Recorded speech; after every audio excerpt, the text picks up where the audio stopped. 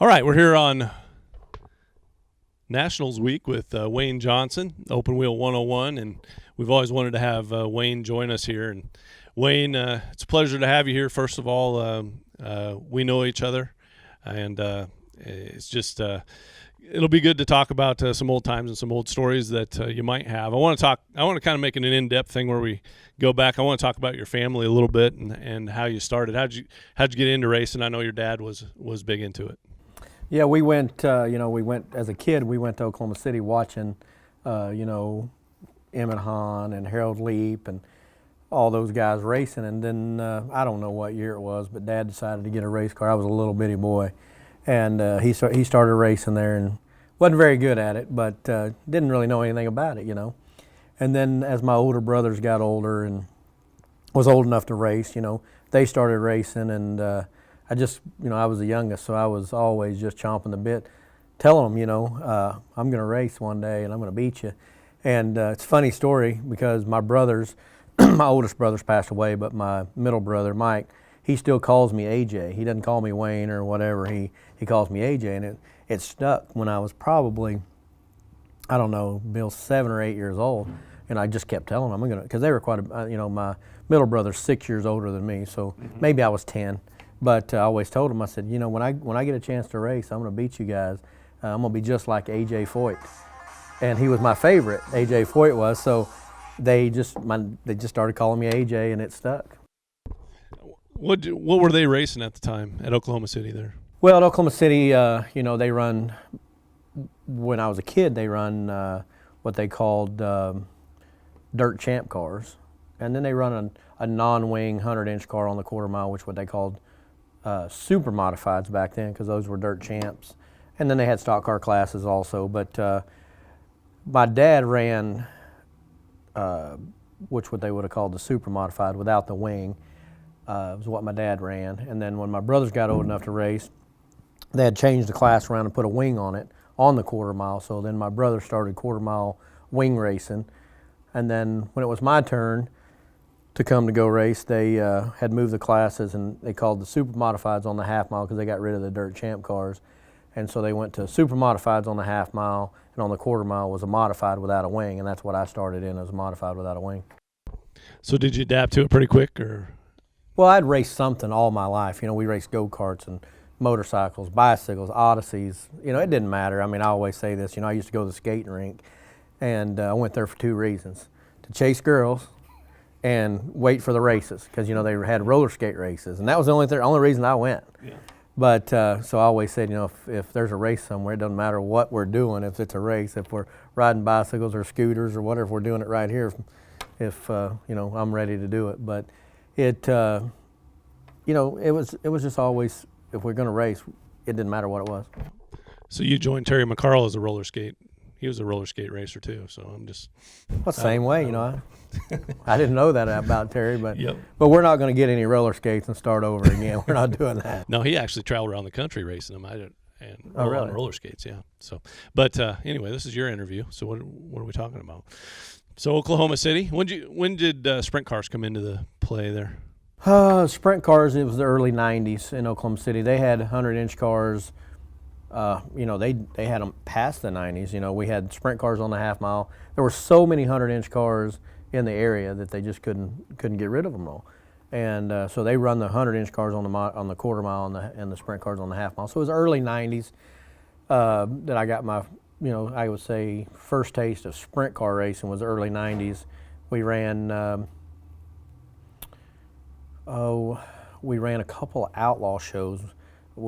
My dad bought a car from someone, I think it was in Lawton, Oklahoma, and we had no idea what we were doing. It barely ran, but you know what, we were outlaw racing. We thought we were somebody, but really the sprint car hit me probably around 93 with Emmett's thing. Emmett with ASCS, and we got to travel a little bit. I never had really done that. I'd run Tulsa Speedway and Oklahoma City and Lawton is kind of the only places I ever went. We might venture to Devil's Bowl every once in a while, but in 93 is when, we got an ASCS motor and a sprint car and started traveling a little bit around and got to see a lot of different racetracks. Yeah. So you guys had a family car when you started out in '93? Was it who was helping you out with that? Yeah, actually, to back up a little bit, at one time my dad had 3 complete teams because there was 3 boys, and we had 3 trucks and trailers, 3 race cars and spares and all that stuff. So Dad funded a pretty big organization there for a little while, and actually at one point, I'm going to say it was around 95 when I was 95 or 6. I started driving for Bobby Sparks and was being pretty successful. And Dad had a family meeting. We always had family. It was so weird. I shouldn't say weird because a lot of people do it, but you know, we travel so much today that we don't get to do those kind of things. But Sunday brunch at Mom and Dad's house. Well, I still lived there, so it was easy for me. But my brothers, they'd have to come over, and it was always bragging rights from the weekend to see who did the best. But we had a family meeting at brunch there, and my dad wanted to come because he was spending lots of money to run 3 local teams, and he's like, well, and he thought that I, was going to be able to make a career of this. And Dad said, you know what? Had a meeting. He said, why don't we scale this down to 1 sprint car team? And we all worked on our own cars and everything. My brother, Mike, Bud, we all did it. But Dad wanted me to be the driver. My middle brother, he wanted him to be the crew chief. And my oldest brother, he wanted him to stay home and run the business where we could go travel with the World of Outlaws or whatever. And my brother Mike wasn't having any of it. And I still say to this day that if my brother Mike would have actually devoted his attention and wanted to be a race car driver, that I can honestly say he's probably the best race car driver I've ever seen. Just, it was fun to him. He wanted to race one weekend, and if on Thursday all his buddies were going to the lake to go skiing and drinking and having a good time, he'd put the racing on hold and go to the lake, where all I wanted to do was race. So it's just a shame, because I'm telling you, I can remember a season, and it wasn't that long ago. I'm going to say it was in the early 90s or so, maybe 95, I can't remember. But my brother Mike, Emmett, had started a sprint car class at Sapulpa, and it was a 2-barrel sprint car, just like an economy motor, and the race season was 21 races long, and my brother won 19 of the 21 races that season.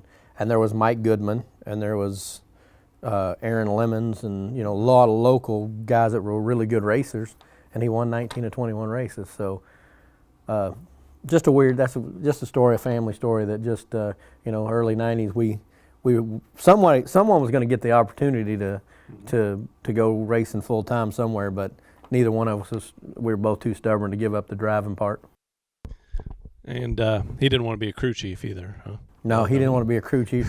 Looking back, I wish I would have did the crew chief part and went with him, because maybe we would have made something of our, maybe had a local or had a family team that maybe still out on the outlaw deal today. Who knows? But didn't work out that way, and I wanted to travel full time, and my brother still wanted to race. So Dad said, well, if you want to travel and race around, you better find a ride. And fortunately, I was able to do that.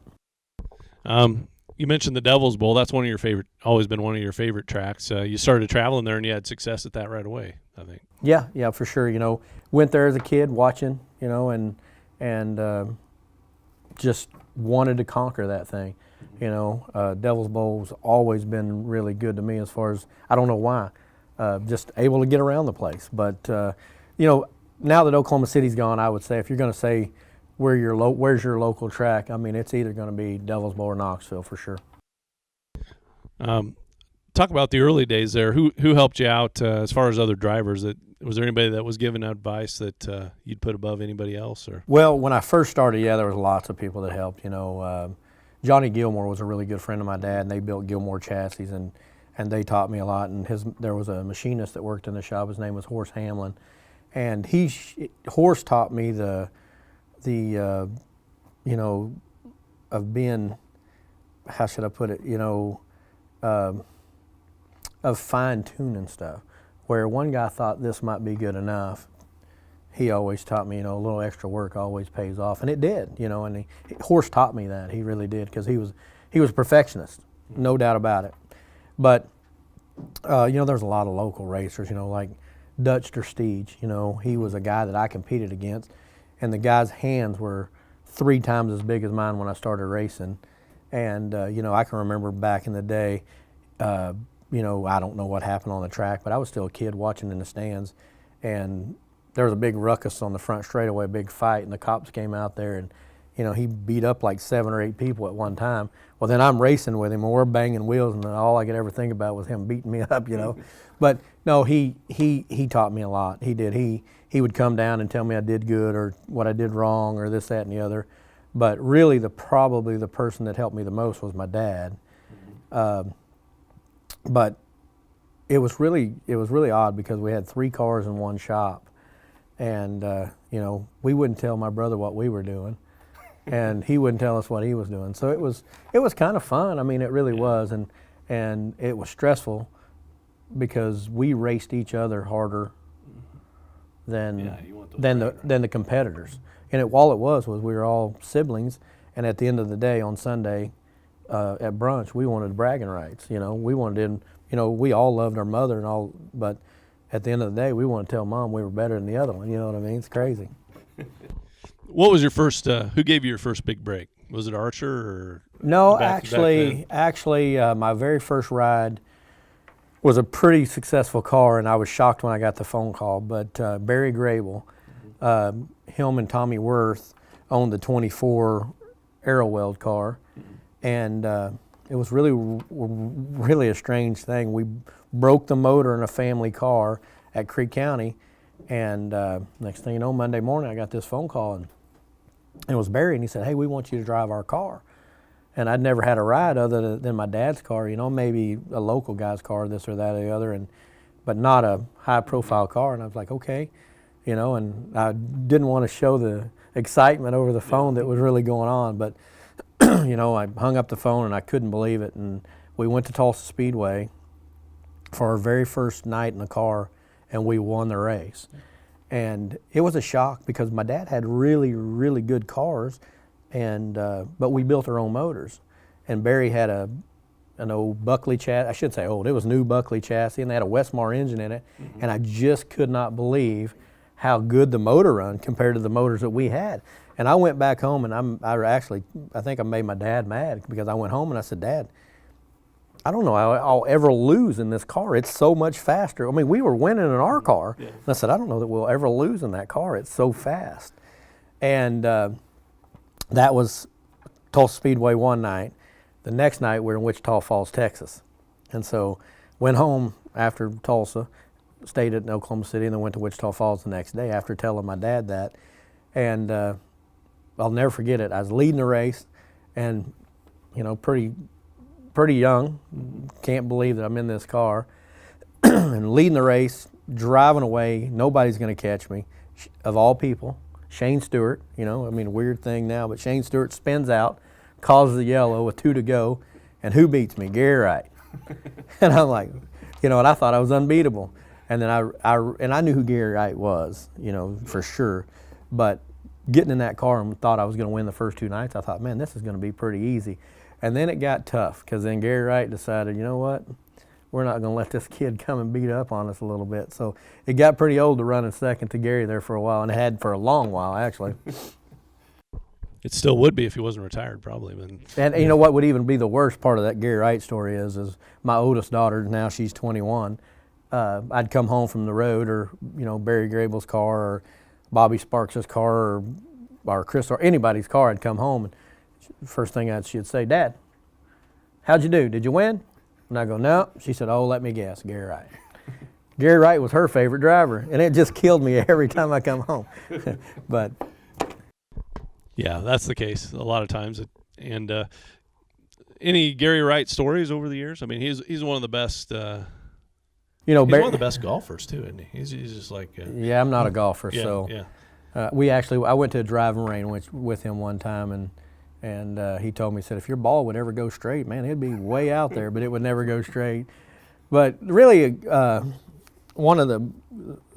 the best Gary Wright story that I have is we went to, it was NCRA Speed Week, and I'm trying to remember which car I was driving, but I think I was driving Oh, it was the F&J Construction 29 car.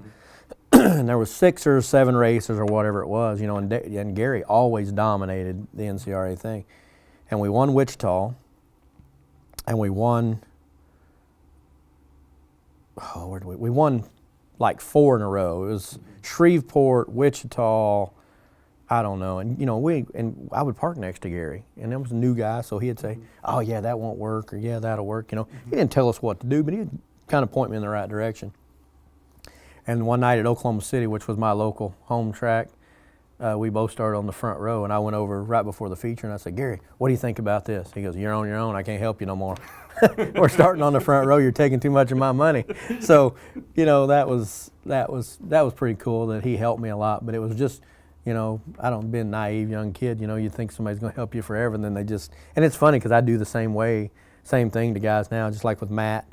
You know, Covington, I've helped him a lot. Bergman, you know, this, that, and the other. But they get up to speed, you got to quit helping them because then they're a threat. It's your money on the line. Right. Yeah. So coming up through there were a lot of good drivers. Of course, Tim Crawley, too, was big in ASCS in those early years, wasn't he? Yeah, he was. You know, Tim's still a tough competitor today. Didn't really get to race with Tim on the national level much because when he was on the Nationals tour, I was off. So, but we've raced a lot with Little Rock and you know, around Arkansas there and Memphis and you know, quite a few races, but just we were never on the series at the same time. Who were some of the tough ones outside of Wright when you're early on? Terry Gray, you know, Terry Gray was definitely a tough one. You know, there's been a lot of tough ones throughout the years. You know, Terry and Gary were actually the guys when I came onto the scene. So those are the ones that really stick into my head the most. But you know, then Jason Johnson, how could you take him out? You know, we had crazy fierce battles, and I can remember me, Gary, and Jason, every night for a year it seemed like, or 2 years, we were 1, 2, 3, and it just didn't matter which one it was. You just mixed them up. You could have put us all 3 in a bucket and shuck it up, and that's how it was going to finish that night. You know, but Jason was definitely a tough competitor out there. You know, me and Jason never really got along, but it was just because we, you know, fierce competitors, you know, and just beat and banged and whatever. Because everybody asked you if you were brothers. That too. He had way more of an accent than me. A lot of times I couldn't even understand. When we were arguing, I couldn't even understand what he was saying. But no, he's definitely one of them. You know, there's a lot of guys. I mean, nowadays, you know, you got Haferty and you got Herrera. You know, Shane Stewart. You know, it's just they've always been someone that was. I mean, you look at Jason. You know, wins the Nationals last year, ASCS champion. Shane Stewart. You know, on the outlaw thing. You know, been a lot of good racers, and there's still a lot of good racers. You know, we got 9 travelers now, and at any race, any of the 9 could win. ASCS is always fun because there's always a lot of drama, and there's always something weird going on, and I mean it's there's always stories. Well, you got Scott and Scott. Scott's, you know, he's always up there with a big spoon stirring the pot. You get that media coverage. I mean, you're going to get the pot stirred, and you know, somebody thinks they get wronged, and you're all traveling up and down the road together, and then you got a little rivalry going. And yeah, you know, it can be different every month. We might fight today and be best friends tomorrow. You know, it's just the way it is. You know, you feel like you got done wrong one night and it's blown over the next night. You know, I mean, I know.